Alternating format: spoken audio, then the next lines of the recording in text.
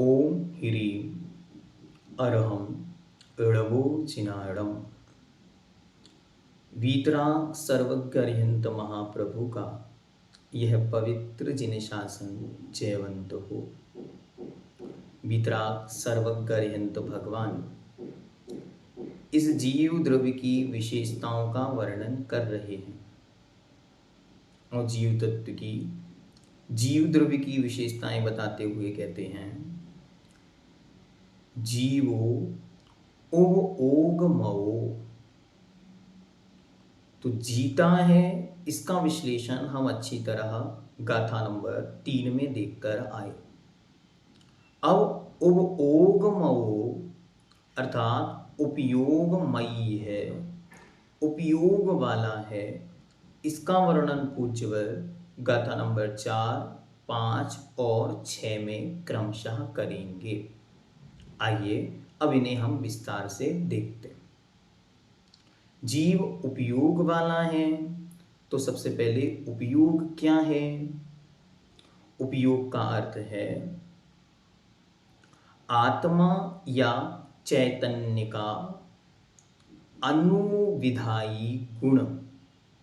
अनुविधायी गुण का अर्थ है जो उसके साथ सर्वथा पाया जाए अथवा जिसके बिना जीव पाया ही ना जाए, उसे कहते हैं अनुविधायी। तो चैतन्य के अनुविधायी आत्मा के परिणाम को उपयोग कहते हैं। जो परिणाम आत्मा के चैतन्य गुण का अनुसरण करता है, साथ साथ रहता है, हमेशा रहता है, कभी अलग नहीं होता, उसका नाम उपयोग है। उपयोग रूप चेतना जीव का लक्षण है, जिसे कहा उपयोगो लक्षणम। यही जीव की एक ऐसी अलौकिक योग्यता है जिसके बल पर जीव जाना पहचाना जाता है। इसलिए उपयोग के विषय में जानना बहुत अनिवार्य है। यह उपयोग ही एक ऐसी वस्तु है जो हमारी निजी चैतन्य शक्ति है, जो हमेशा से थी, हमेशा है और आगे हमेशा रहेगी। चाहे हम निगोद में थे तब भी वहाँ ये शक्ति विद्यमान थी, और हम सिद्धों के आलय अनंत सुख के सागर में जाकर निमग्न हो जाएंगे तब भी वहाँ ये शक्ति बराबर बनी रहेगी। ये उसकी विशेषता है। आइए देखते हैं। ओवो ओगो दुबी यप्पो दंशन णाणम च दंशनम च दूधा। एक एक शब्द बड़े ध्यान से देखना। चक्षु अचक्षु ओहि दंसन मध केवलम णेयम। ओवो ओगो दुबियप्पो दंशनाणं च दंशनं च दूधा। चक्षु अचक्षु ओहि दंशनमध केवलं णेयम्। एक एक शब्द को पुनः देखें। ओवो ओगो दुवियप्पो दंशन णाणं च दंशनं च दूधा। चक्षु अचक्षु ओहि दंशन मध केवलम णेयम।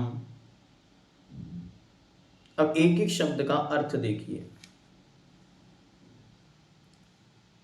ओगो अर्थात उपयोग, दुवियप्पो अर्थात दो विकल्प वाला या दो प्रकार का है। कौन कौन से हैं वे दो भेद? तो कहते हैं दंशन णाणम च।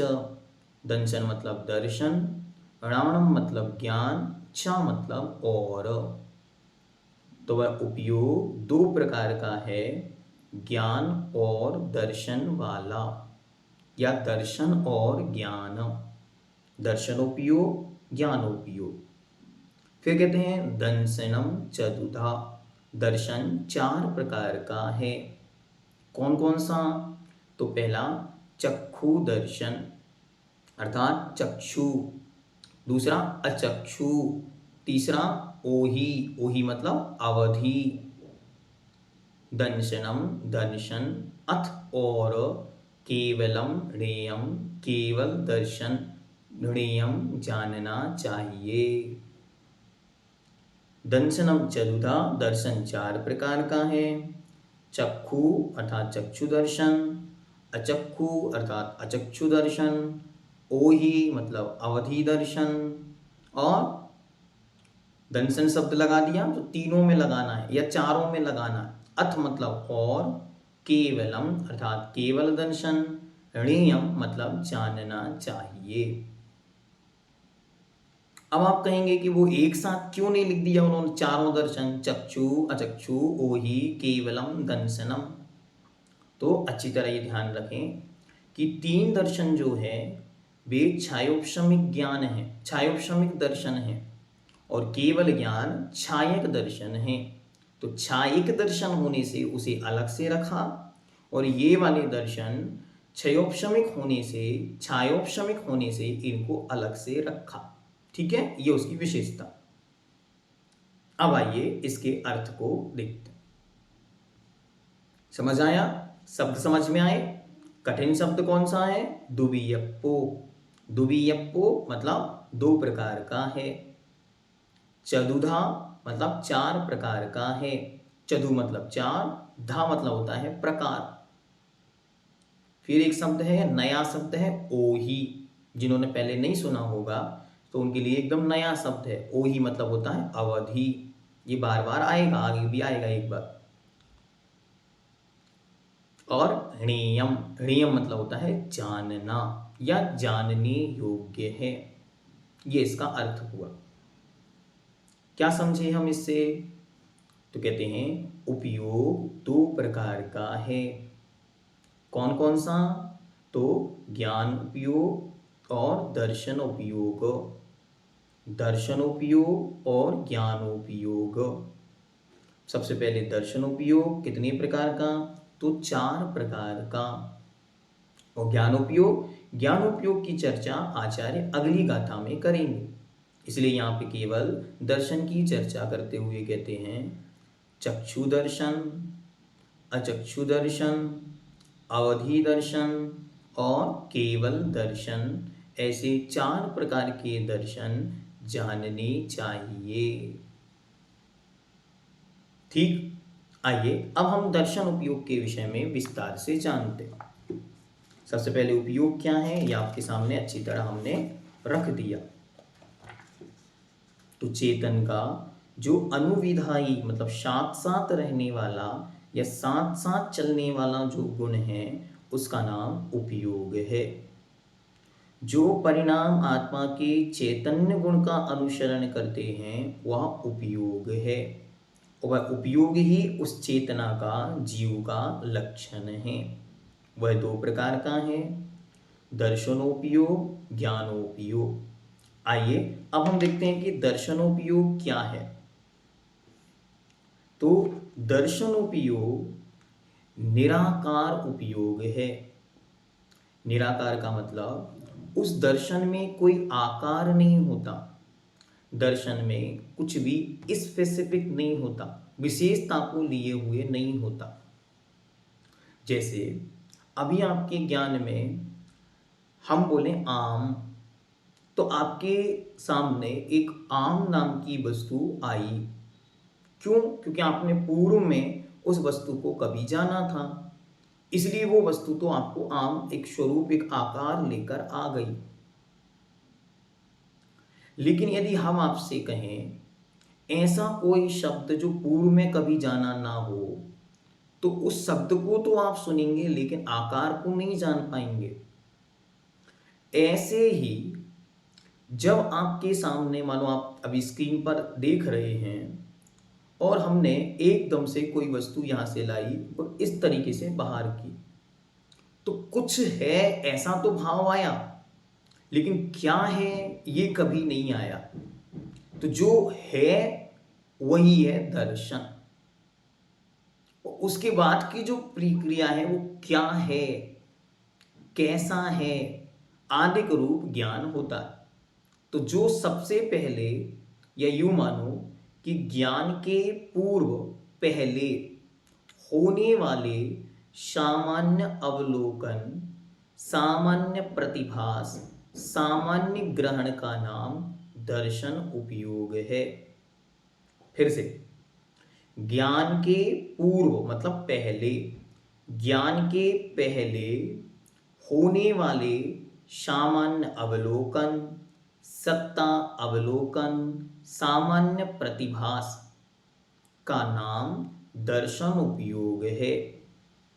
कोई चीज जानने में आ रही है, उसके पहले जो उसका सामान्य अवलोकन है, सामान्य ग्रहण है, सामान्य प्रतिभास मतलब अनुभव है, उसका नाम ही क्या है, उसका नाम ही यहाँ पर दर्शन उपयोग है। और वह दर्शन उपयोग अच्छी तरह दो भागों में विभक्त कर दिया जाता है, एक स्वाभाविक और एक वैभाविक। एक जो निज से हो रहा है और एक पर के आलंबन से होता है, ठीक है। फिर उसे ही हमने यहाँ पर तीन भागों में, चार भागों में बांट दिया, चक्षु दर्शन, अचक्षु दर्शन, अवधि दर्शन और केवल दर्शन। आइए अब इनको देखते। तो पहला चक्षु दर्शन। चक्षु दर्शन क्या है?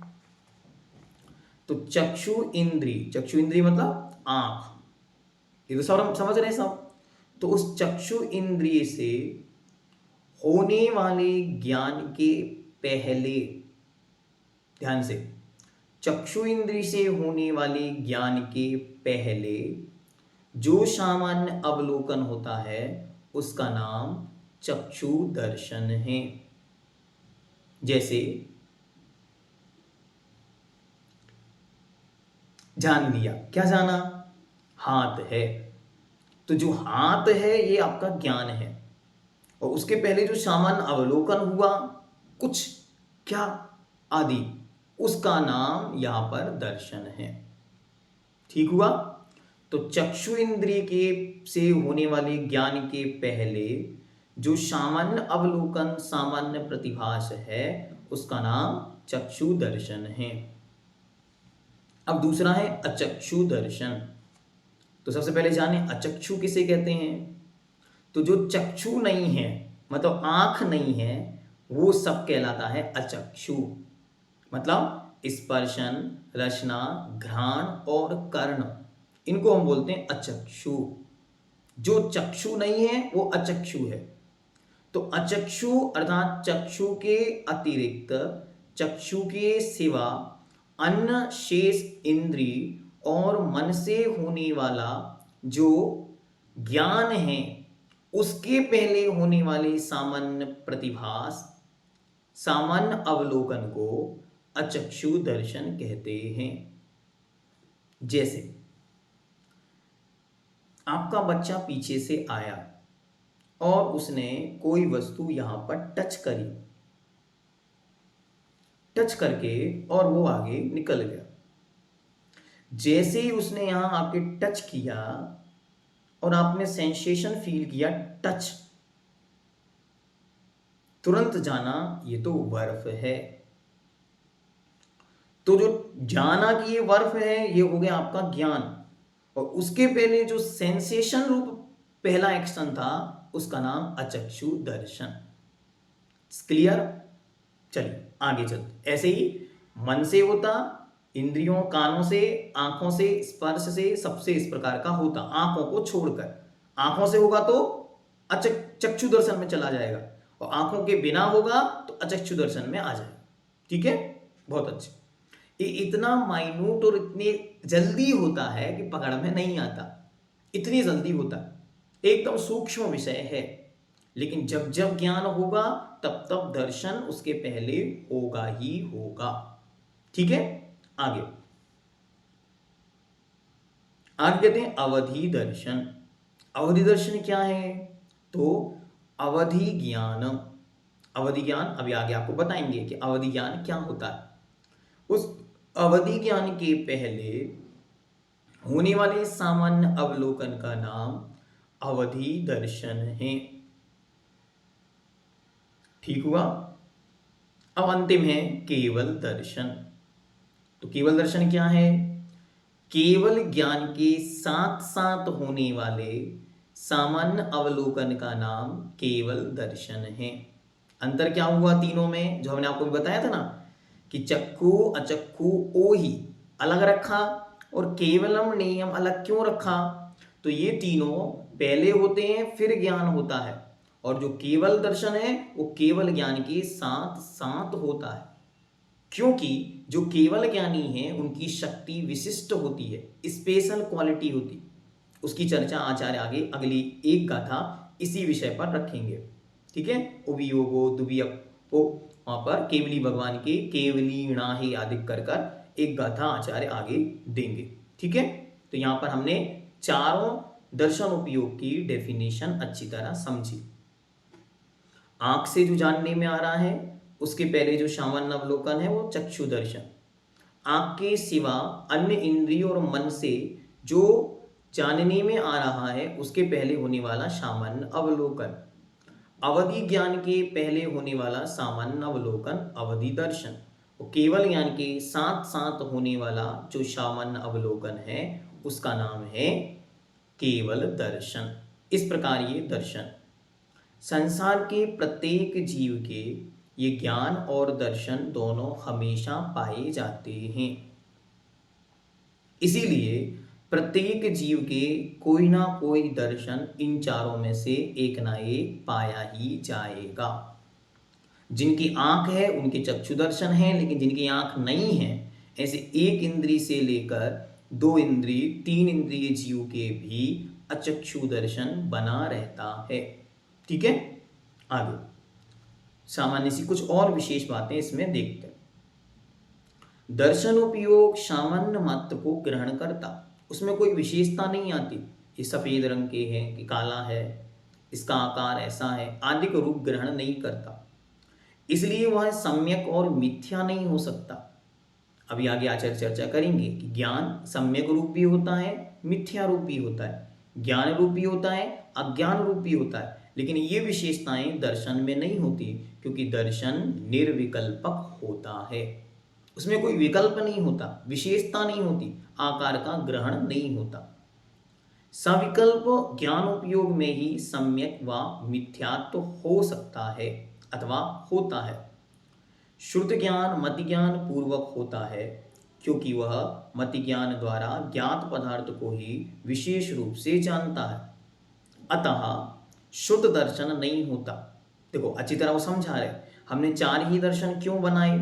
आगे अभी आप लोगों के सामने एक प्रसंग आएगा कि ज्ञान तो 8 बना दिए, क्या प्रसंग चल रहा है उसको समझ लें। अगली गाथा मतलब गाथा नंबर 5 में आचार्य कहेंगे कि ज्ञान उपयोग के 8 भेद हैं।